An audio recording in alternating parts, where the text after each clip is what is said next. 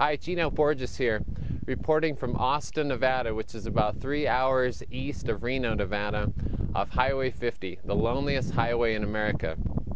I'm about 20 miles off Highway 50, southbound, on a dirt road, and found a place near some hot springs, and I've settled in here for a 4-day wilderness solo and just a personal retreat time.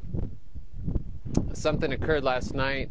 My ongoing interest between the relationship between the natural world and the psychic world or social world occurred last night, and that is I was making a fire and was really actually struggling to make this fire. It was really windy, really wet, and I had everything going, doing it proper way, layering, had some newspaper, had some tinder, had some little bigger sticks, and then eventually some bigger logs on the outside. So did everything I was supposed to do, but the conditions were pretty aggressive.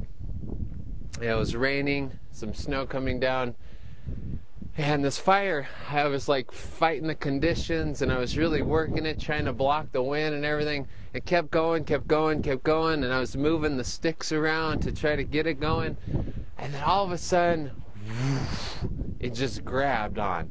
It just caught on. It started creating what I call that critical mass in the physics world, in the world of physics, where all of a sudden things start coming together and like whoosh, just sort of take off. And I was thinking about this because a lot of people talk about, have I read Malcolm Gladwell's book, Tipping Point? And there's actually tipping points in the natural world in terms of my brief experimental type of ways of going about exploring the outdoors. Fire provides a lot of those lessons. But in the psychic world, there's something else that takes place as well that's comparable. And that is that we often think that whenever we're trying to start a project or going through life, that we're not getting anywhere, or we expect life to go in a very linear type of manner, climb in a linear manner. We're supposed to get up to this stage, and then this stage, and then this stage. And when it doesn't, we get sort of discouraged and distressed. I don't think life really goes like this. And I don't know why we have this expectation, including myself. I get caught up into it, thinking that life's a nice linear progression, when in fact it's not. The more I think about it, everything that I've experienced in the natural world suggests it's like this. It bops up and down, you're working on it, struggling, and boom, you shoot up, and then you and then you bop up and down for a while, and you shoot up again. And this is particularly true in journey, and particularly true with people that lead adventurous lives and who are interested in self-growth. One of the things that I often teach people during the first phases of wild self-quest work and mentoring people is to get them to understand that part of the battle is the expectation of how growth is going to occur. Okay? Growth occurs, bounces up and down. It's going to bounce up, bounce back down, and then bounce back up. But it doesn't go perfectly. And so what happens is people give up a lot of their growth or their growth potential because they feel like they're not going anywhere.